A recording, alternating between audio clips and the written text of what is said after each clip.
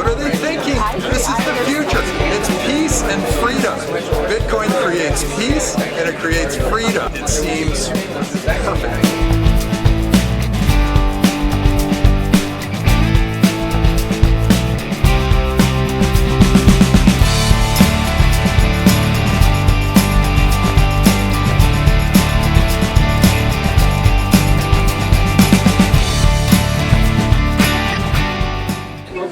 We're seeing a lot of women entrepreneurs. In fact, the last 10 investments we made, 5 were in female entrepreneurs. So we're very proud that we're completely, and I invest completely blind. I just say, how good is this? And is this person really going to be driven to make it happen? And 5 out of the last 10 were run by women. So hopefully we're moving in that direction. I think freedom of press, freedom of speech are the most powerful things in the world. In fact, we just backed something called Unstoppable, and it will promote freedom of speech all around the world because you can create a website that cannot be taken down. So you can say whatever you want, free Tibet in China, you can go against the Syrian government in Syria, you can do any number of different things. That freedom of speech is going global now, and I think that's where the press is the most valuable. We're very grateful to our friend Tim Draper for taking the time out of his busy schedule for doing the event. Quick introduction about myself. My name is Sanjeet Dang. I am the chairman and co-founder of You First Capital. I also have here Ekta Dang. She is the CEO and founder of You First Capital, and we are husband and wife team. We both come from an Intel background. We've done investments at Intel Capital for a number of years. We've been in Bay Area now for almost 20 years. And we started You First Capital with a vision of helping corporations. The thesis really was to bring parties together, multiple parties together on one platform, but all to bring values to either universities or corporations. So that's the model that we follow. I'm honored to invite Tim Draper on this podium on behalf of both Ekta and I and all the audience. So Tim, like I mentioned, Tim will speak for 10 to 15 minutes on his investment interest and what he thinks. Then we'll open it up for Q&A. For folks on the line, please feel free to speak up during the Q&A time. Thank you very much. Thank you. Thank you so much. It's a great honor. Thank you so much. Pleasure to be here. Okay, I wanted to talk a little bit about what I'm looking for out there. But before I do, here's what I've learned over the 30-something years that I've been in the venture capital business. It comes in waves, and the wave usually starts with a unique technology that can then be applied to a bunch of different industries. And so when I look at the world, I'm thinking, okay, what's the technology and what are the industries that are going to be affected by it? And so I was there at the computer revolution, and that started to affect a variety of different industries where they were collecting data, they were doing things they didn't know they could do, they were keeping spreadsheets. Some industries were affected and some just were enhanced. And then the internet came, and that transformed industries. That opened up all of our eyes to new forms of communications and information and gaming and entertainment, and all those industries that were there before were in the process of being transformed. And what's really interesting is when you get a new technology like that, it's entrepreneurs like you that challenge the status quo. They come in there and they go, hey, we got something cool here. And it makes everybody better. It improves the existing people, the existing industry, and it improves, and it creates new things for all of us to do, and our world opens up in new ways. So the industries the internet went after were all in the $10 to $100 billion range. Well, we have have some new industries that are going after the trillion-dollar, new technologies going after the trillion-dollar industries. And as a venture capitalist, I was thinking, well, I've seen it all, I got an opportunity to be a part of this internet thing, and all of a sudden, we got Bitcoin, the blockchain, smart contracts, and artificial intelligence. And I just went, wow, this is so awesome! Because think of the industries that are going to be affected. Okay, well, just to give you a little definition, Bitcoin was a currency that now is transparent and open and global and frictionless. So you don't have to, every time you swipe your credit card, you pay BNY 2.5 to 4%. You're not going to have to do that anymore. They're going to have to reinvent themselves. And so banking is going to be completely transformed. By the way, I've been seeing all this stuff about Syria, and if you were Syrian and you got pushed away by the military somehow, your family got moved to a place and you're a refugee somewhere, and you got a bunch of Syrian cash, nobody's going to care. Like if you move to Athens, you got a bunch of Syrian cash, they're not going to take your Syrian cash in Athens. But if you had Bitcoin, you could just start your life, boom, and you wouldn't have to be a refugee. You wouldn't have to have or completely restart your life, a ruined life that you have to restart. You could actually take your money across the border and start again and buy a house or start a job or do whatever it takes. So this, you'll start seeing that basically Bitcoin and this decentralized world becomes an incredibly peaceful and loving world, a peaceful world that is frictionless and open and transparent, and all the things that you're not seeing amongst the politicians of the world who are kind of all at each other's throats. That's what happens when there's sort of a ship sinking. They get at each other's throats. And so there's a time when people are recognizing, hey, something's coming that's more important than our tribalism, more important than the geographic borders, the wall, the trade war, the whatever. It's more important because we all know, being in business and all of us being very international, we all know that these international borders are meaning less and less and less. Why are there customs in the airports? Why do we have trade wars with people we love? Why is it that and you start realizing that when the world changes like that, the old lions cling to their power, and they have this one big final roar before they die. And I'm seeing that happen. We're seeing a big final roar, this big defense against, the fight against Facebook, the Libra. Oh, we can't have Libra. Are you kidding? It's going to be awesome. What are they thinking? And then they're saying, oh, it's just encouraging corruption and crime and drug dealing and arms dealing. If you're an arms dealer, you use cash because there's something called the blockchain, and it keeps a perfect record of everybody's spending in Bitcoin. So why, and in all the other cryptocurrencies. So why would you use something that keeps a perfect record of every piece of money that you spend if you're going to be a criminal? It doesn't make sense. So they're in effect encouraging this world that is on its way out. It's like digital voting. It's obvious. We should all be using digital voting and digital signatures and digital everything, right? Because they're safer and more honest and more straightforward and incorruptible. But no, we get the corrupt voting booths, and our signatures have to be handwritten, and who knows what else.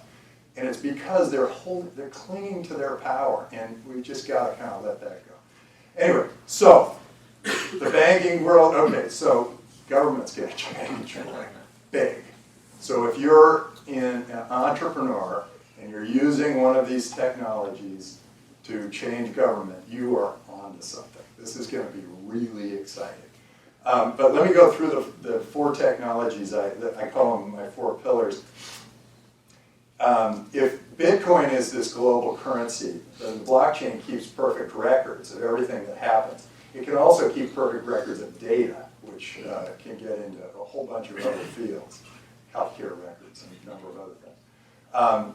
And then smart contracts are these contracts that don't require a lawyer. You just say, okay, we're gonna make a bet on the game, and that'll be us. We'll put it up as a smart contract, and the winner will immediately get paid back. Well, smart contracts can be much more complex than that, and I believe that very soon I'll be able to raise a fund in Bitcoin and do it on a smart contract, so all the payments to all my limited partners will automatically happen, and do a deal with all my entrepreneurs on a smart contract, so that whenever they get a dividend or they sell for cash or whatever, it immediately goes out to my investors.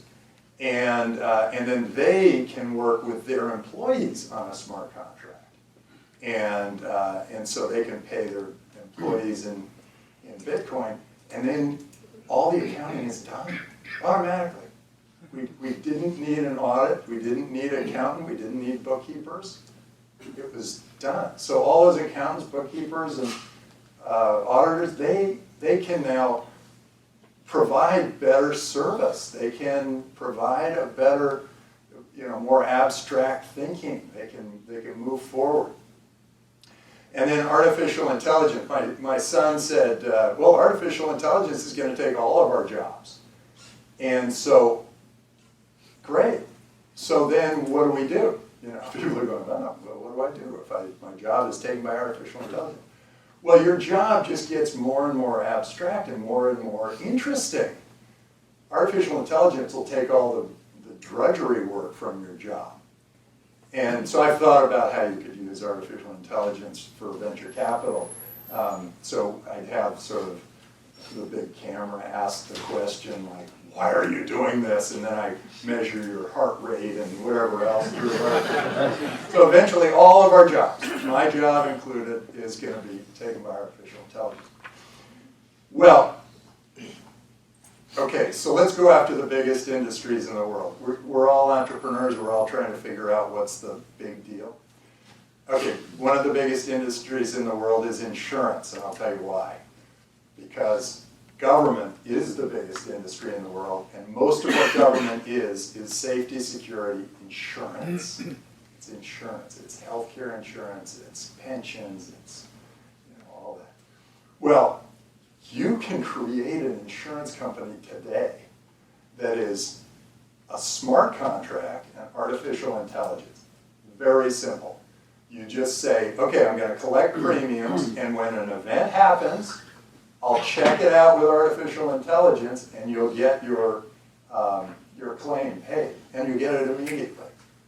And now it's very simple if it's like life insurance. You pay, you die, and then you get paid out. Very simple, straightforward, can easily be done on a smart contract. You don't even need AI for that. You don't need artificial intelligence. But let's say it's homeowners insurance.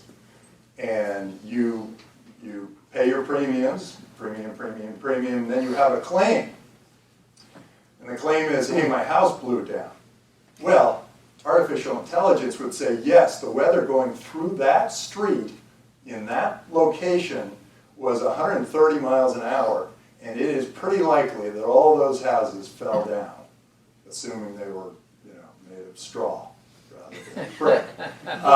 And so that is going to, you start putting artificial intelligence together with smart contracts, and you've now challenged insurance in a big way, and I'm looking for companies like that that are going after that.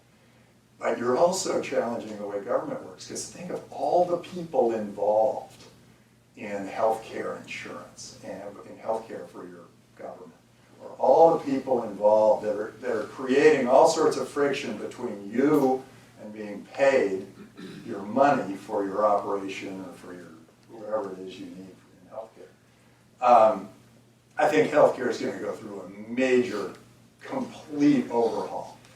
We have a company in healthcare called Cloudmedics that takes all your data and puts it up there in the cloud. And so you think, okay, yeah, I'll put my medical records up in the cloud anonymously, and then see how it all plays out. And when I go into the doctor will have interesting information. But no, the information that you can put into the cloud is so much more than that.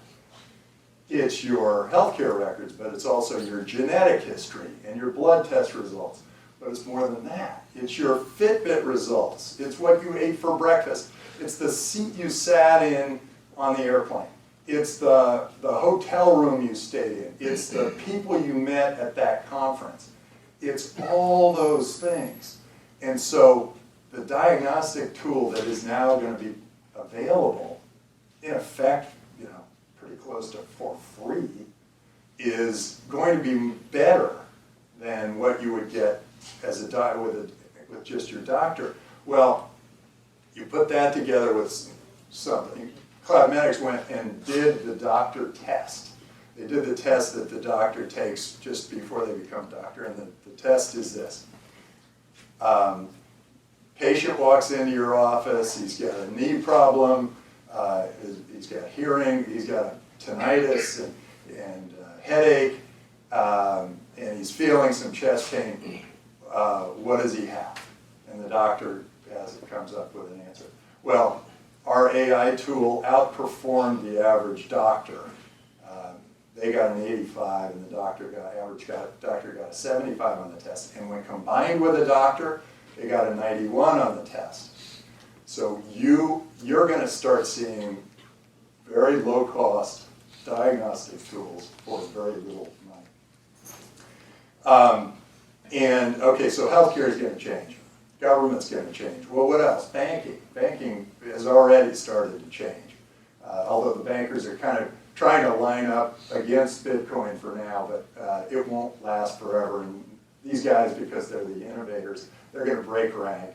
And by the way, I said my student, I have a school, Draper University of Heroes, for students that are in their 20s, they want to start a business.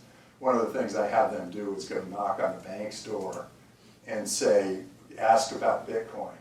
And at first, the bankers were going, what? The tellers going, what? I don't want bit what?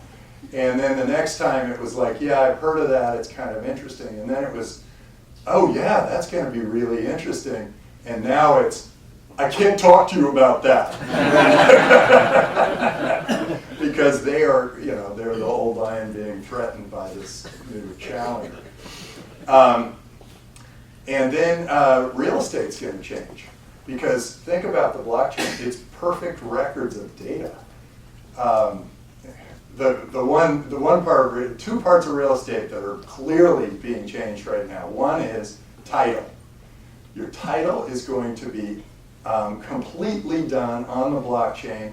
They're going to know this is your plot of land, and it will be no challenges, no nothing.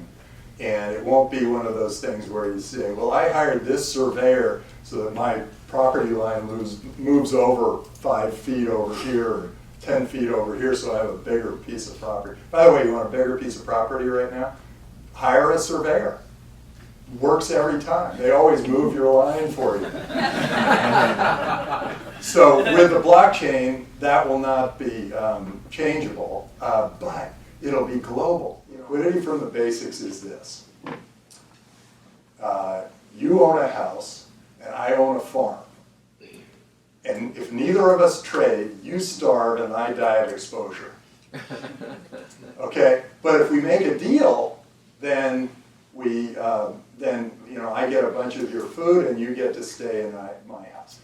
Okay, well, bankers made it so that you could cut the deal and there could be a savings. For instance, if the amount of food you gave me was worth more than the rent I gave you, then you could store some of yours with the bank, right? Well, now, with this tokenization, we can own pieces. I could own a piece of your fruit tree, and you could own a piece of my house, and all of that becomes even more liquid. And so, the more liquidity, the wealthier the society, and everybody does better. The toughest times, are when the markets crash and there's no liquidity, and that's when we all sort of suffer. So this creates more liquidity, and it's going to be a great thing. So with that, I'm going to open it up for questions, because I've sort of laid down what I'm thinking is out there, and I am kind of all in on these 4 pillars of technology that are going to go after all these big, huge industries, the biggest industries in the world, except for, well, energy. Energy is actually going to use tokenization. Oil, they're tokenizing oil. So yeah, all the biggest industries in the world are open, up for grabs for you entrepreneurs. Yes?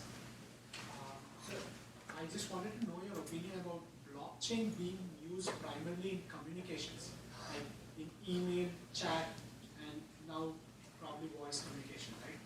Because there's a lot of privacy concerns that are growing, and it's even ridiculous to think that we give access to a lot of these startups, access to our inbox so that they can track our emails and all. So do you think blockchain will play an important role to disrupt this problem? Yeah, well, I think blockchain, I'll tell you, one of the things I'm really excited about is identity. New identity technologies will make it so that all of these technologies are better off, because and the banks, these guys know, they're saying we're the safest bank. Banks are getting hacked like crazy. The Bitcoin blockchain has not been hacked, but people around that world have been hacked or fooled by each other. You get identity nailed, and all these other things fall into place. And you can protect your privacy, you can do all these other things because your identity is nailed. Although I'm still a little skeptical. I mean, the press loves to say, "Oh, you're losing your privacy" and all that stuff. But it's the fear of the day for the press. Well, people were up in arms when they were saying, "Oh my gosh, Amazon's taking our credit cards." How many of you actually don't have your credit card in Amazon? Okay, so the world changes, and this privacy thing, hey, we all do the same stuff, right? So privacy is kind of not that big a deal in my mind, but some people are still a little bit like worried about it. But identity will solve that problem, and you will be able to put your data up there anonymously, so all the humanity benefits from it without anybody kind of going, "Oh, you're the one who has this problem." Yeah. So what are the last 4 or 5 companies you invested in, and why you did that? Can you repeat the question? Yeah, what were the last 4 or 5 companies I invested in, and why did I do that? Sometimes I wonder.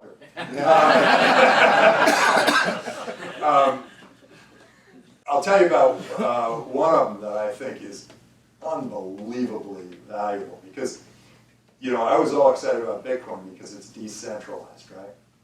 Which means that it's not tied to any geographic, physical location, and it's global, and it's open and transparent and all that. Well, I'm a big proponent of free speech. I think people should be able to say whatever is on their mind. And we ought to toughen up a little bit, Hey, toughen up. Say bad things about whatever, me. I'm fine with it. But I think this new company, it's called Unstoppable, is free speech for the world. It's websites that cannot be taken down. The company cannot take them down. So you can say free Tibet in China, and you can say I don't like my government in Syria, and you can say whatever it is you want to say. That free speech is going to be out there and cannot be taken down. So I think that, I just think that's incredibly powerful. It's called Unstoppable Domains. And you can get a .crypto, which is kind of fun.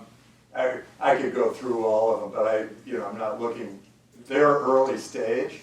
I'm not looking to create a bunch of competitors for my early stage companies. Yeah. This is Madan from Blink Health in New York. He's saying Mark Zuckerberg is on the Hill today making dire predictions that China will launch a digital currency shortly and we in the US are at a complete standstill.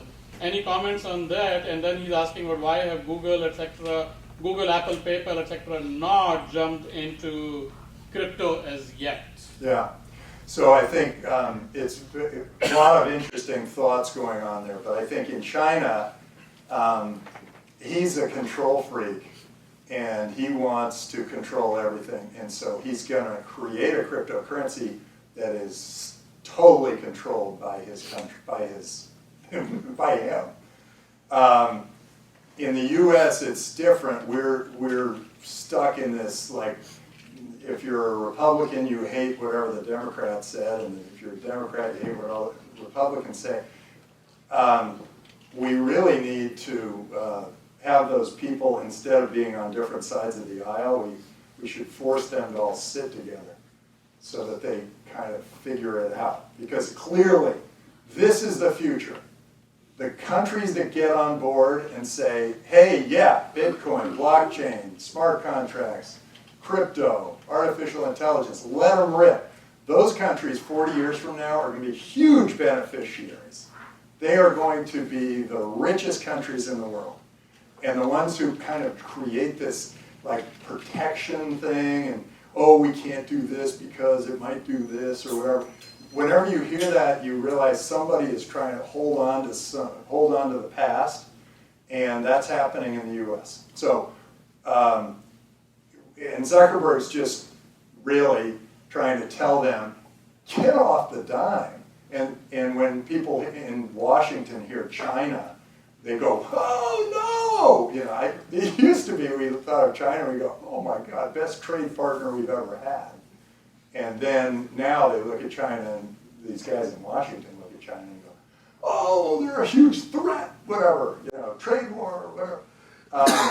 And so Zuckerberg's kind of playing them against each other, but he's making a pretty good point. Get on board, get on the game.